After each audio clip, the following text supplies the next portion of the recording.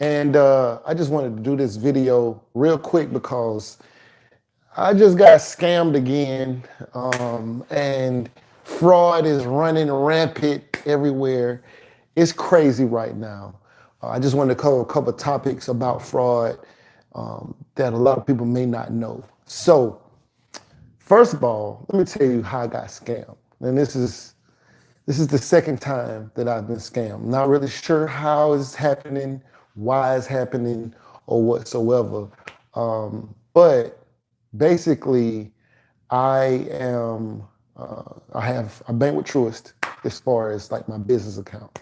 And yo, what's good, John? Yeah, everybody. John says, gotta be careful out there. So, I ain't even doing that. I don't even know how it's happening, bro. So I have a couple of different accounts, business accounts with Truist. And I think maybe Truist had like a leak or something. I don't know. Derek, what's popping? So I noticed that I got some charges for like a Go Pass for some kind of like train or bus system on my account for Dallas, Texas. Now, it's so they had the door open, it was barbecuing, so some flies got in here. It's crazy in here. But anyway, so I noticed that I had some Dallas Go Passes or something like that, where somebody had bought some Go Passes, and it was like $25 or $24 and $30 and something else. And there was a couple of those charges. And so I'm thinking like, I ain't been to Dallas. Like, I know I ain't been to Dallas, and I definitely ain't riding no train nowhere I go. So I'm like, how's this happening? So I look further. Then I see some other charges. And one of them, my account sent me a message and said, um, you say, Kiana said, you honestly referred me to someone thinking the person was reputable, and he scammed me out of $5,175. Scamming is at an all-time high. You said I referred you to somebody?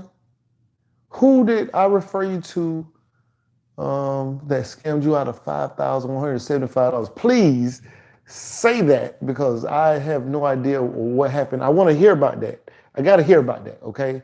Because that's an issue. Whatever that is, I got to hear about that. So they hit my account for a couple dollars. Wasn't no crazy amount, but then I got a charge from my bank. Said, hey, when it sends you that text message that says, Jay the programmer, what? He got you for $5,175? Oh, I'm gonna have to holler at Jay. I gotta hear about this. I gotta find out what's going on. I gotta hear more about that. Kiana says Jay the programmer scammed her, and he had did a program for me, and he didn't scam me. But I am very concerned if he did do that with somebody, and that's the reputation that, that's I guess, the statements that's out there, and people feel like he got you. You see what I'm saying? So we need to holler at him. I need to find out about this. Shoot, yeah, I think you know how to message me. So hit me up. We gotta try and figure out what's going on with that. But because I definitely don't want anybody to be scammed by anybody that I know have ever referred or whatever. I didn't have that experience, so that's crazy. But so I had noticed the charges, and so I contacted the bank. I was like, hey, this ain't me, and I'm sure it ain't me. And they were like, oh, okay. I don't even use that account like that. So they basically was like, okay, well, once it finished pending, then we'll be able to cancel it and try to get your money back. We'll be able to send your money back since it wasn't you. So I'm like, all right, cool. But I'm looking at the card, right? And the card is in my wallet. So I'm looking at it like, well, how are they using the card when I have the card on me and I don't even use the card really, right? So not really sure how they did it, but some kind of way they got access to my account information. And so not really sure. I could understand if it was something I was using and they got it off of some kind of card reader, the information, but it wasn't even something I was using. So I'm not really sure how they did that.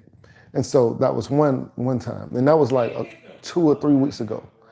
And I don't know if you guys can hear my brother Ski is in there playing video games, so I don't know if you can hear him, but he loud. But so I'm not sure how they did that. So, but they sent me the money back. I got the money back. Everything good. They sent me a new card. Never activated, never nothing. Just got the card. All right. So I go from that to today. I'm looking. Well, I think it was yesterday. Yesterday, I thought I saw something, but I wasn't sure. So I was like, maybe I need to look a little further into this. But today I looked at it, went back, looked up the place that it said that it had been used, and it was like California. Okay. And so I looked at, like, I was able to type in the name of the restaurant or the location, and it was a Fendi store, and they spent like $58 in some kind of Fendi store in California. Don't know what they bought for $58 from Fendi, but they bought something for $58 from Fendi, and I was just like, well, it's not the same account though. It's another one of my business accounts that I have things for certain things. It was actually my payroll account that they used. And I'm like, how are they doing this?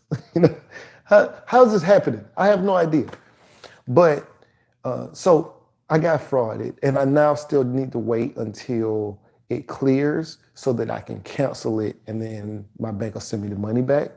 But I don't know what happened. I didn't look up any articles so far about whether or not Truist has scammed, has been, you know, their information is leaked out, or they've leaked out information somehow, or somebody hacked their system. I don't know. But it's definitely a concern, okay? It's definitely a concern. Second is I wanted to talk about CPNs, okay? Now, CPNs are illegal, okay? It's illegal. To use a CPN is actually illegal, all right? I don't know if people know that, but it's actually illegal, all right? And you know what? I'm not even mad if you use a CPN. I know people who could not get into apartments and they use the CPNs. I'm not mad at people who use the CPNs, because that's like me being upset that somebody broke the law. I don't care if you break the law. You know, that's your business, right? What I care about is people who are misled into breaking the law and not knowing they break the law. You can't do nothing with a criminal. When somebody make their mind up that they're gonna do whatever crime, please don't break the law. That's all I can say. But if you make up your mind and say you're gonna break the law, who am I to tell you? If you wanna smoke in a state where it's illegal to smoke, or you wanna smoke illegally, or you wanna do all kind of, you know, gangster stuff, it's your business, right? As long as you know that you're doing it illegally. You know what I'm saying? So, like, for instance, there may be somebody who has a card in Florida, a marijuana card in Florida. They come to Georgia and think that they can smoke in Georgia because they have a card in Florida. But Georgia is not legal for you to smoke in that way. Your license is not, you know, it's not reciprocal in another state or in certain states. And so don't be around here thinking that this is, but if you're just gonna smoke because you're gonna smoke, that's fine. But don't be out here misled because somebody told you, oh yeah, you can do that here. That's all I'm saying. Like, just be in the know what you're doing. And so people using CPNs need to know it's illegal. It's up to you if you're gonna use it. I know people who couldn't get apartments and they use CPNs to get in apartments, and they got children and they felt like they needed to do that for their situation. I have no dog in that fight. If you want to break the law, that's up to you. Just know that you're breaking the law, and don't be out here. People who create these CPNs are misleading people and making people think that they are legal when they are not, okay? We're not trying to get over on nobody. I know people who go after CPNs and want CPNs or want somebody to make them a CPN because they know that they're trying to break the law.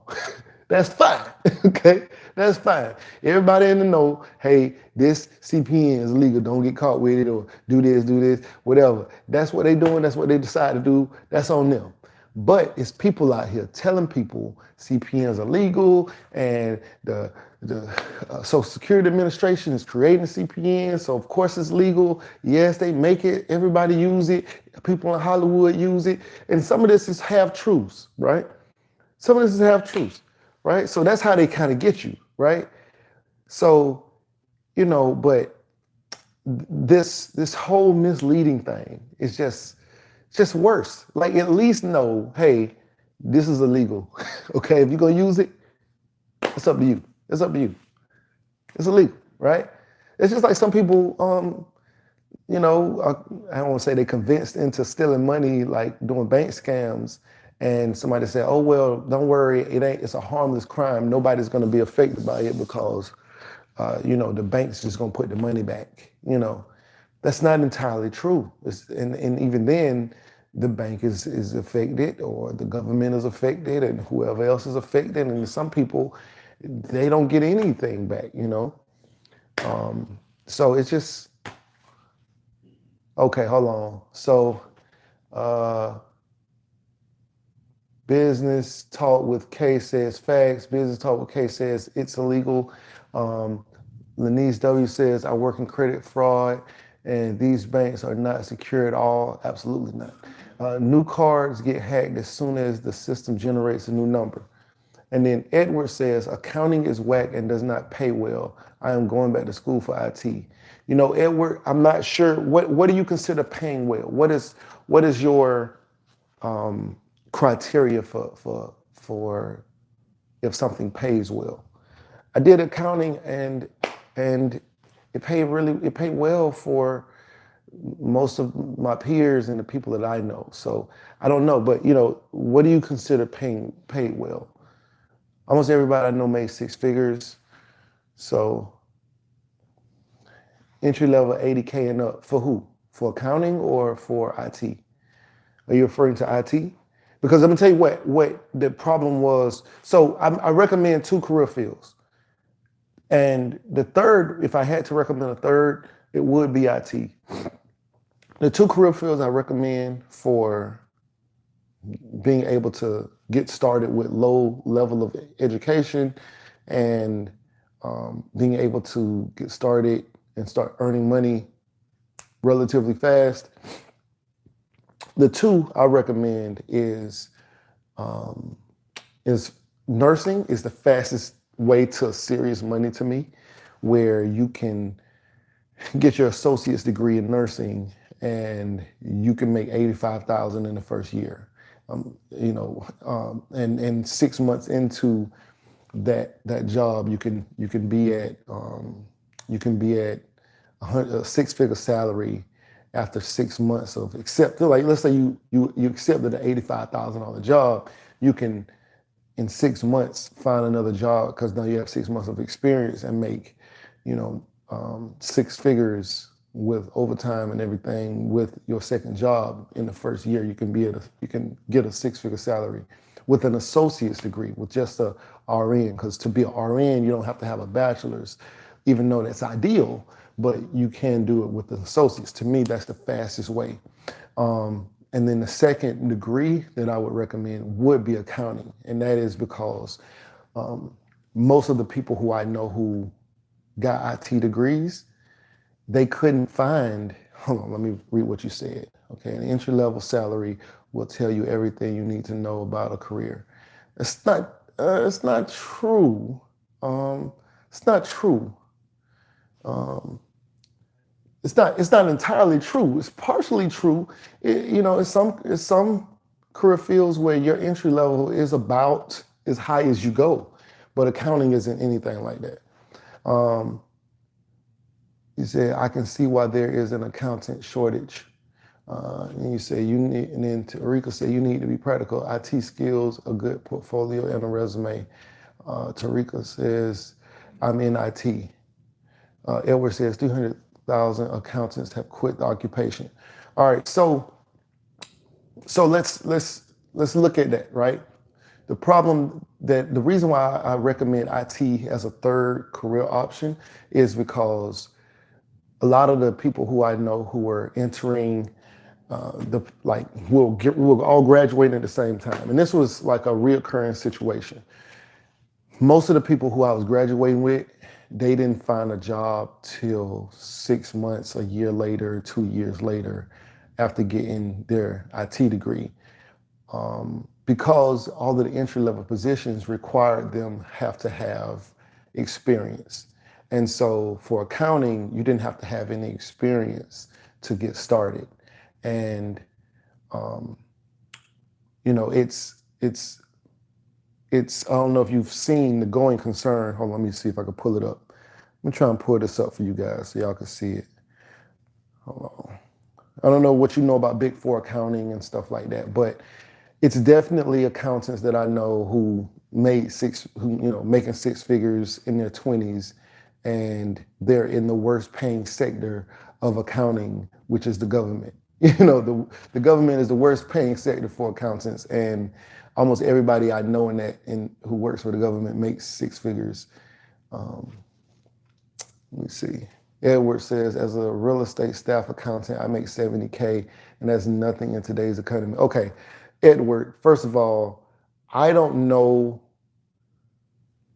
You make 70K. How long have you been doing accounting? I'm curious. I need to get Edward on the phone. Let me talk to Edward. Let me see. Do I have my other phone on me? I need to get Edward on the phone. No can make this.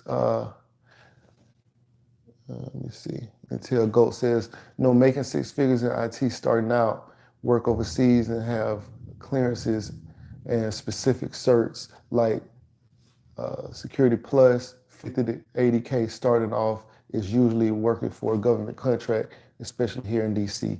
11 months, non-profit organization. Okay, so wait, Edward, listen to what you just said. You're making 70,000 starting out. You don't have like 3 years of experience. You don't have a year of experience yet. You have 11 months of experience, and you're saying you're making 70,000. Okay, so let me show y'all how this went. Okay, so when I started out, I got offered. Let me show you. Let me see if I can pull it up. Let me pull it up. So experience matters for government, for accounting, right? Experience matters. The same with IT, right? A person who's been doing IT for 5 and 10 years makes more typically than an entry-level person in IT. It was very, very hard for people who I know who got their IT degree to get a job, an entry-level job, which you would think typically and this is not just for IT, this is for most careers.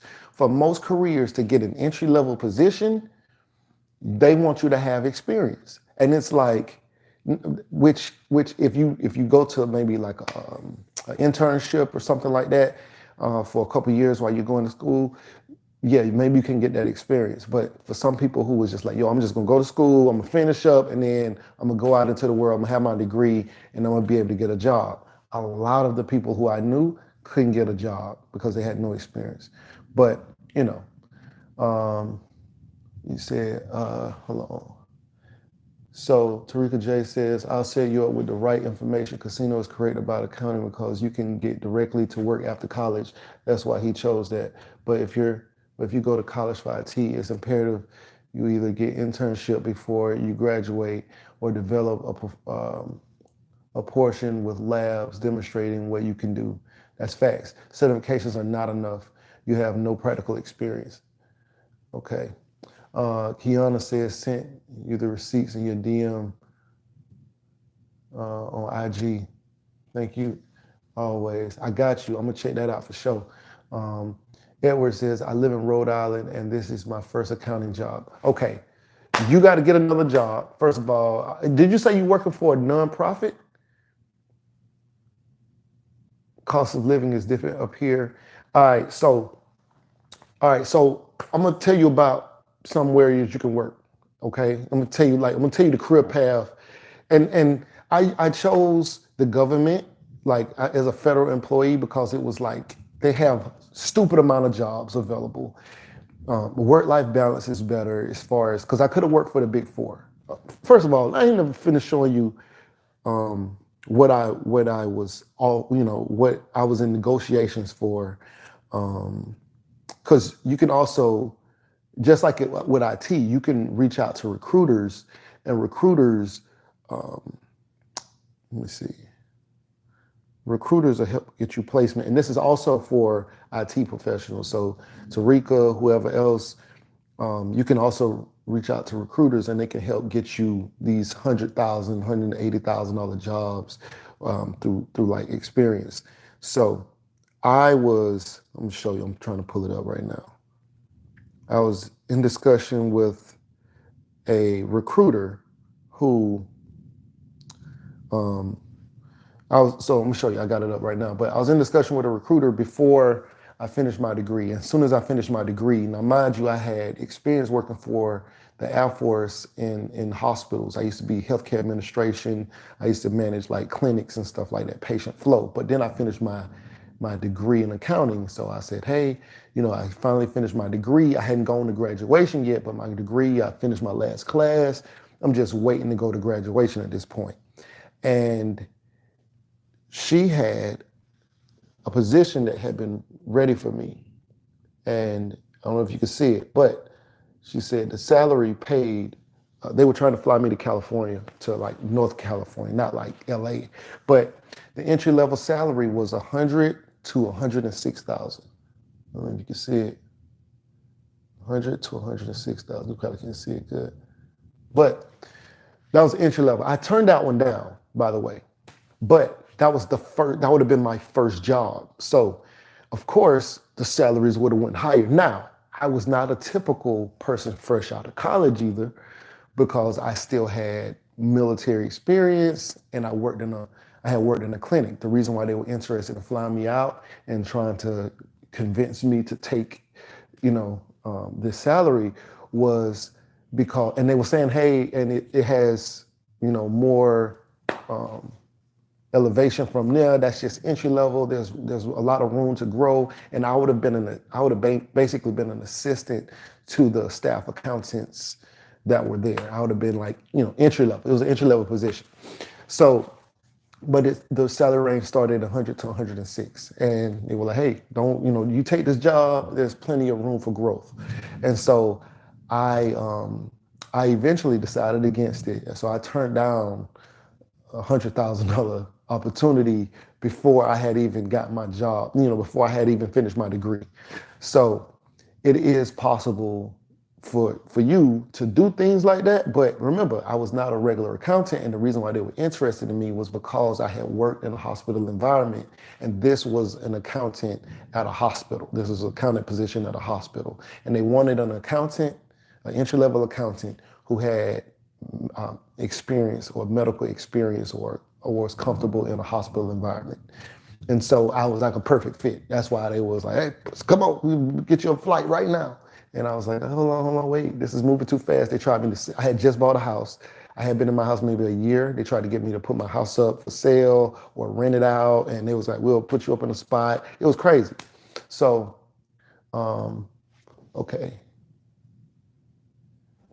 Okay, so now nonprofit has, typically they have caps on salaries, right?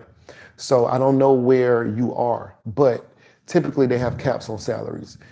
There's a whole lot that you could learn about this process, but what would be a decent salary for you? Like you could easily be, if you're starting to set, like, okay, if you went the GS route, right, GS route would have started you less, right? It would have started you at probably, let's say, if it was a GS7, I'm not really sure what a GS7 pay is right now, but GS7 pay might be 40 something thousand, but it's a GS7, 9, 11, 12, 13.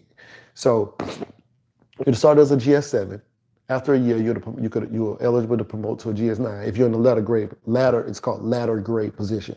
So if you're in a ladder grade position, that means it has different pay grades that's already built into the position. You don't have to go find another job. You don't start working as a GS7, it's a straight GS7, and you're gonna be a GS7 until you find another job that's a GS9. Now, a ladder grade position is going to go from GS7 to can go from GS7 to say GS11, can go from GS7 to my position went from GS7 to GS13. So you could have started at 50 the first year, we'll say like, I think it might be like 40 something. It'll be like 40 something thousand the first year. So, but it would have went to 9, 11, 12, 13. So in 4 years, you would have went from a GS7 to a GS13 in a 4-year time frame if you promoted every year on time. And going from a GS7 starts like 40 something thousand. A GS13 starts in Atlanta, it starts at 102,000. It might be even higher in Rhode Island. But in 4 years, you'd have gone from making 40,000 to 102,000 in Atlanta, if you was in the Atlanta area. And that's with one job. You don't have to go find another job. It's already built in. But that 1 year of experience is worth 10,000, because like your next promotion, you go from say 47,000 to like 59,000 or 57,000. And then you go from a 9 to an 11, and that goes from like 57,000, and you're gonna get 68,000 or 69,000, and then you go from a GS11 to a GS12, and they start at like 80 something. I don't even know how much it is. It's like 80 something thousand for a GS11, and then a 12. I'm sorry, I jumped over 11. I jumped over 12. So 11 is like 70 something thousand to 80 something thousand. I appreciate you, Edward. I appreciate you, bro. I'm gonna tell you. Let me see if I can find a link for a position. And maybe I can even explain it to you guys so you can see. Man, I appreciate that, Edward. Edward just dropped that super chat, man. Shout out to you, bro. Hold on. But don't get me wrong, IT, I love IT. If you get IT, and see, with accounting, you don't have to get any certifications. I don't have any certification. I don't have a CPA. I don't have a CGFM. I don't have a CDFM. I don't have a CIA. I don't have a CFE. I don't have any certification. I don't have a C. I don't have any of that, right? But I'm still classified as an accountant because I have the degree in education.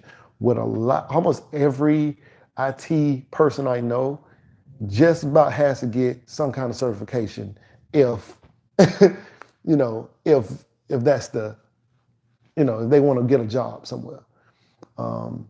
Edward says, should I get an MBA or CMA or any ABC for accounting? So it depends on your path, right? Like if you want to go into public accounting, then it probably helps. So the MBA, like once you get a bachelor's degree in accounting or higher, like say you got a bachelor's degree in accounting, you're considered an accountant. If you got a bachelor's degree in say management, but then you finish your master's degree in accounting to be classified as an accountant, then that, because you have to have at least a bachelor's degree or higher to be classified as an accountant. An MBA is not an accounting degree, it's a master's in business. But if you're going to be in accounting, it's only helpful if you're planning to go into, let's say you need to sit for your CPA. To sit for your CPA, you're going to need about 30 credits, almost 30 credits above the bachelor's degree. I think you need like 150 credits to sit for your CPA. So your bachelor's degree is gonna be like 120 something credits. So if you don't have the ability to make up that 30 credits, that's usually why people go enroll in an MBA or finish their master's in something so that they have enough credits to sit for the CPA. Me, I had like 192 credits because of the military and other stuff. So I didn't actually need any additional credits. I have like 240 some credits or something. But at the time when I looked into it, I had like 192 or something. But so I didn't need the extra the extra 30 credits to sit for the CPA. So it didn't really make any sense for me to go for my MBA, because once you get a CPA or any one of those certifications, it trumps, like an MBA or whatever. So, but I wouldn't need it. But if you need it and you plan on sending for a certification, then you can go do it. But let's say you go like this government route, which is, remember, the lowest paying sector of all of them. What's good, bro? Pocket watching with JT on here. Yeah, bro. Man, scamming is everywhere, bro. They just scamming, man. They hit my account, got some money from me. You know what I'm saying? But I'm gonna get it back. Yeah. So JT, Edward is an accountant, and he is not happy that his entry-level position is paying $70,000. But I was trying to tell him that for accountants, your a year, 2-3 years of experience goes a long way. Your salary can go from $70,000 to $200,000-$300,000 depending on what you're doing. Now he's working for a nonprofit, so it's probably not the best area for him. That's why I was trying to tell him about the GS route, because I know about that because I was a GS. But it's plenty of other opportunities. I was even telling one of the it's a girl who watches my channel, and I think her first job, she kind of still at the same firm, but she's making well over six figures. She hasn't been in accounting that long, and so when I was telling her about the government route, she was like, "Oh, well, that sounds like I like lose a lot of money because they're not gonna pay me as well as private sector does. So she's probably just gonna stay." But part of the reason I went government route is because quality of life. Like we get all of the federal holidays, weekends off, plenty of leave and all that kind of stuff. So yeah, but yeah, JT says, yes, the government route is good if he doesn't want to go public or corporate. Yeah, so the money is going to be in public and corporate. You know what I mean? That's going to be where the money is. Or you can start your own accounting firm. You don't technically have to work for anybody. You don't have to do tax. I know, but you can do tax. I think JT, I think you do tax, right? But you don't have to do tax. I never did tax. I did audit. And you got assurance services. There's so many things that you can do with accounting. But IT is still not a bad career choice. It's a great career choice. It's just not as easy to get in once you get in, but once you get in, I know guys making easy 140, 160, 180 doing that. Edward says, nonprofit a good route to start off in. I feel like I'm not learning much in a nonprofit. What are you doing for them? I'm not really sure what you're doing for them. I mean, so the government looks at the government is different. The government is different, right? But they look at any kind of accounting experience, like if you're in a role with a title of auditor, of accountant, any kind of real role like that where you're doing accounting work, they consider that. Because even as an auditor, even if you came from tax and you had experience as an accountant, they would have honored your year as equal to an auditor year, even though it's not the same. You got to learn everything from the scrap, from the bottom. But yeah, JT out here keeping people honest, man. Yeah, out here keeping people honest. Yeah, yeah. So, speaking of that, I got to look into this. I got to look into what's going on with Tarika said that. Is it Tarika? Yeah, I think Tarika said that somebody who came on my channel scammed her out of $5,000, and I need to find out. Oh no, Kiana said that. Sorry, Kiana said that. Yeah, so I got to find out what's going on. I got to see what's going on with him, because it was fine for me. I had a game, I had a video game done by him. I don't know what's going on, but I definitely want to look into it. Yeah. Okay. You said Edward said he's doing bank reconciliation, intercompany billing, check runs, general ledger reconciliations.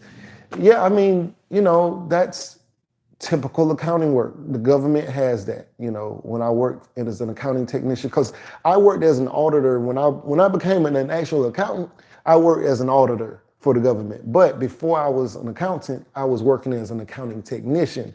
I worked with the accountants, and they were doing all the general ledger stuff. I was dealing with fund control points and stuff like that. I don't want to say it's more on the budget side of the house, but I was kind of matching up PO numbers to pay bills. Like, bills come in and we have the money that's set aside, but maybe it's missing a number or it's a part of a PO number and I got to do the research. I did a lot of paying of travel for veterans. Like when veterans go to the hospital and they turn in a travel claim, I was the one in Atlanta paying all the people in Atlanta, all the veterans in Atlanta, tens of thousands of people.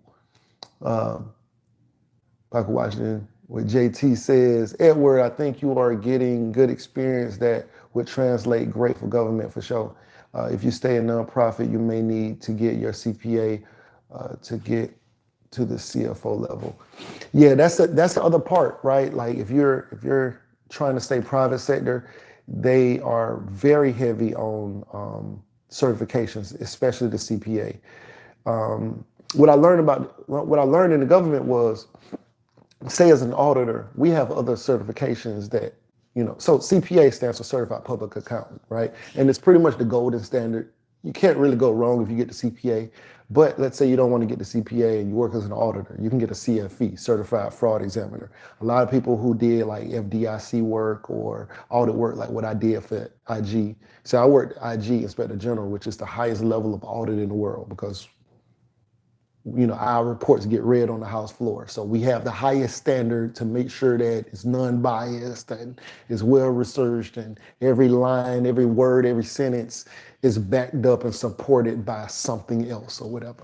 So, but we also had a CIA, Certified Internal Auditor, which is another certification. A lot of this stuff I never heard anything about. I had only heard about CPA my entire time as like in school. I never heard of any other kind of certification, and then a few people had CMA, Certified Management Accountant, Certified Management Accountant, and then CGFM, Certified Government Financial Manager, CGFM. Then they had CDFM, Certified Department of Defense Financial Manager. This is a whole kind of different certifications. But really for us, the only reason why we really get certifications is so that if you are dealing with, say, a civilian counterpart, you can speak on the like it's like a respect thing or something. It's kind of how they use it, because it's not really practical, because we're government, so we're not doing public accounting, right? So CPA is not really practical for 99% of our positions that's accountants. We're not public. We're not in the business of making money. Let's see. Edward says, what do you think about MIS degree? I mean, it all depends on what your career trajectory is. I will go back to school to use my GI Bill, but I don't know in what. Now I'm contemplating of MIS. What's your plan? Like, what do you want to do? Do you still want to stay? Because this is what you could do.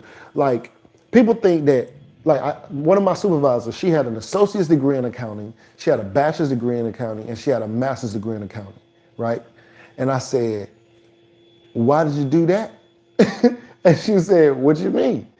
I said, well, all you can do is accounting.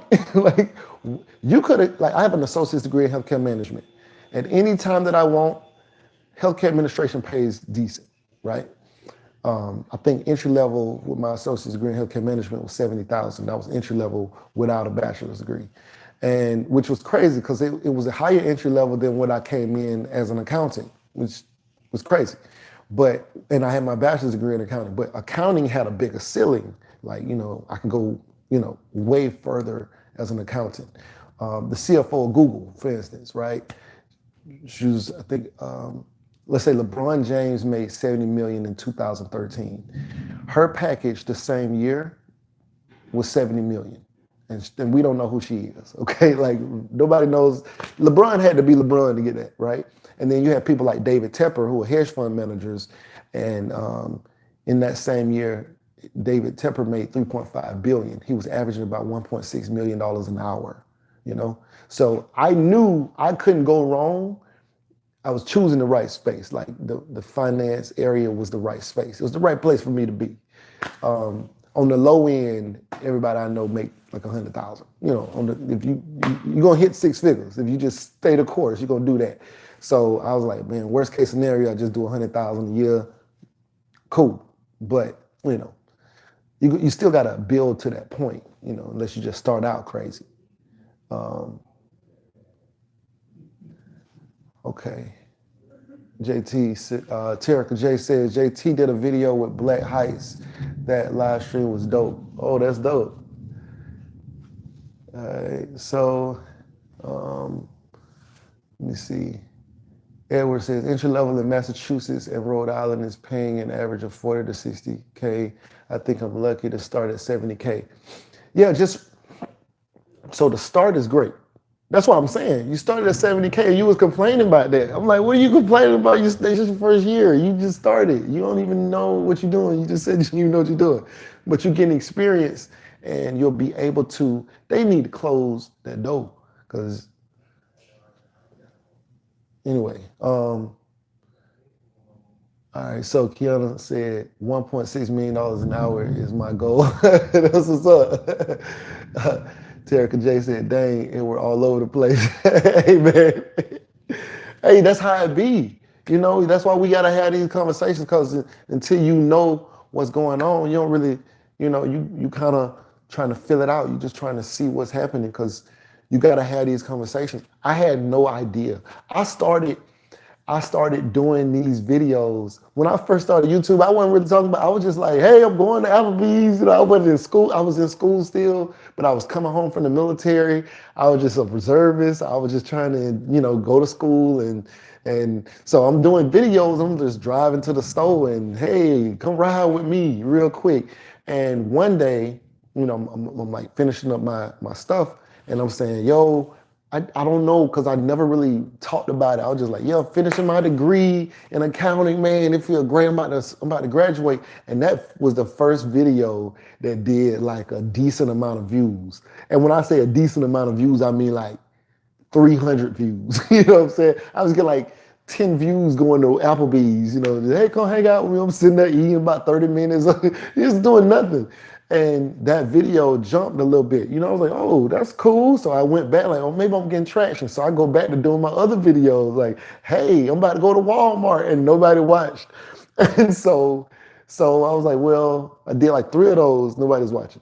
So then I did another video and I'm like, hey, this is the difference between an accounting degree, a finance degree, and an economics degree. These are things that I had learned, but I just like, let me just sit here and let me just try it. That video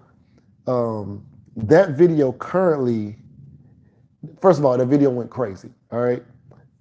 But, crazy for me at the time, because I didn't really have like, I was getting like the most views I had got was like 300 at the time, something like that. And so that video currently sits at 159,000 views. And that's when I was like, okay, they want to hear about accounting. I didn't know anybody wanted to hear about that. I thought that was the most boring thing. Apparently, what's boring is Applebee's. That's what's boring, okay? So, that's kind of where this channel kind of went from. And I just was basically talking about things that I was learning as I went along because I couldn't learn it nowhere else. Like I had to be there. Like nobody told me, this is the career field you should choose and this is why. Like they were saying, hey, you should be this. You should be this, but nobody was that who told me that. You know what I'm saying? Like it's like when you go to your college guidance counselor, your guidance counselor tells you about a career field that they've never done. Why are we taking advice from them? Why? It makes no sense, okay? Like, how is the guidance counselor supposed to tell me about being an oil engineer? How is this possible? I don't understand. What it's like, they're telling you what you need for your resume. They're telling you what degree you need to get. And you know how many people who have economics degrees and don't know they're accountants? You know how many? It's a lot. I've told at least 5 people from my first job that they were accountants and they never knew. They never applied for any accountant positions or auditor positions because they didn't know that their finance degree or their economics degree qualified them for higher grades. So they stayed at GS6s until they found that out. Now they GS12s and 13s just from me saying, you're an accountant, right? And they were like, really? And I'm like, look, see, on the job description, it says they never even looked at the job because they didn't even know what their degree qualified them to do. So, yeah, Tarika, going to Applebee's. I know it's crazy, ain't it? Edward says they're saying that there are a shortage of accountants right now. I am shocked and can't believe it, but if it's true, I can see why. It is great to see people like me on YouTube in the finance industry and look like me.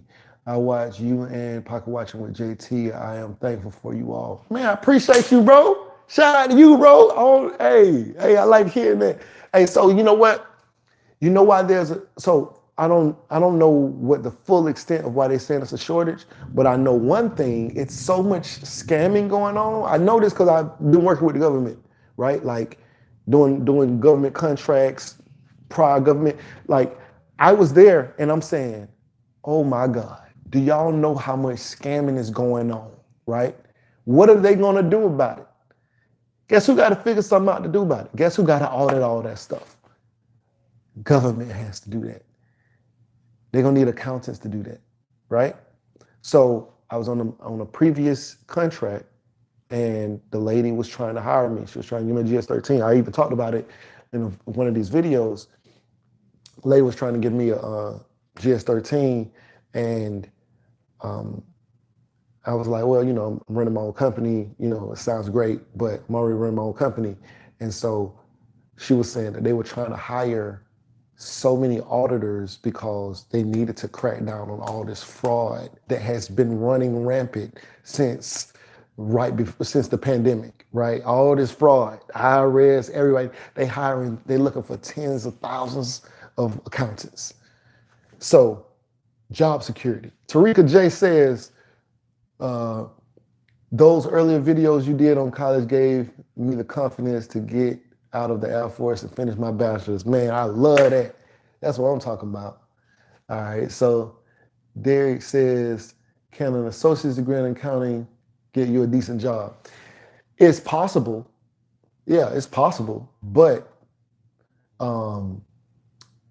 it's not. You're not going to be qualified as considered an accountant without a bachelor's degree. I say get an associate's degree in computer science or nursing or something else that you can actually get an associate's degree and get a certification or a license, and then you can use that and then get your bachelor's degree in accounting, and then get your MBA or master's in something else. Get 3 different. You don't have to get one. That's why I said the lady got an accounting, associate's degree in accounting, bachelor's degree in accounting, and a master's degree in accounting. It's like, what are you going to do with it? You could have got, I got an associate's degree in healthcare management. I can work in healthcare management with an associate's degree. Can actually come in and work a decent career. I got a bachelor's degree in accounting. And if I got an MBA in something or got a master's in even nursing or whatever it is, it makes more sense to do that than to just have 3 accounting degrees. It makes no sense. And you can't really do anything you don't even need an associate's degree to do bookkeeping with accounting, right? You can do that without an associate's degree. So it wouldn't really make sense to get an associate's degree in accounting. Edward, shout out to you, bro. Hey, my dog, you feel me? Just dropped that 10 on here. Tarika dropped that 5, okay. And Edward dropped that 5 earlier. Man, I appreciate y'all, man. That's what's up, bro. That's what's up. Exactly, having associates in practical nursing, associates in education and training, and now information systems. That's crazy. That's crazy. Yeah, that's dope. I don't.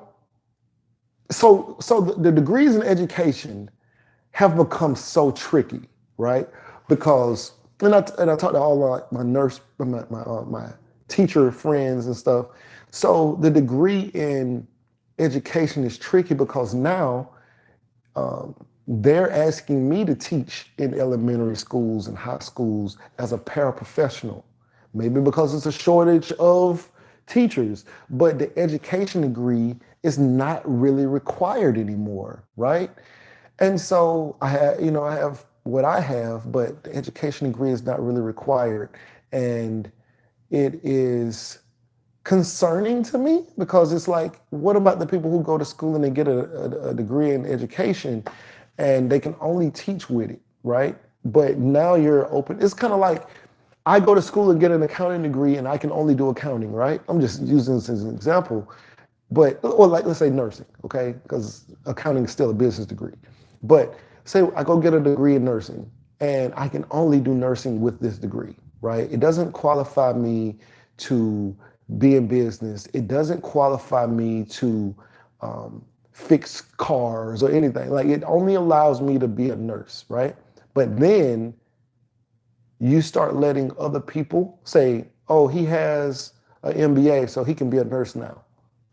You know, so it's kind of like, well, why are you going and getting this nursing degree? You might as well get an MBA and then you can do that business stuff and you can do nursing or whatever. But that's kind of what they're doing to teachers, though. You know, I mean, it's just what I've been seeing.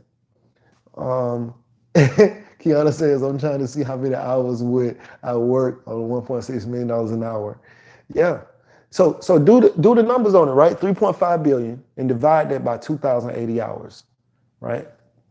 So if you divide it by a typical 40-hour work week, 2,080 hours a year, and 3.5 billion, I think it works out to a little more than 1.6 million an hour. So Tarika J said, facts, you can teach without it. Some teachers have degrees in other things. ENT can translate into writing curriculum as well. Yeah, it can, but it's kind of like, so can, so can other things, other degrees. Like, it's very complicated, right? Like, and now you got Chat GPT. It's doing everything for you. Like, I can write a curriculum right now. I just able to write me a, So I don't know. We're in a crazy time. Anyway, I want to get up off of here.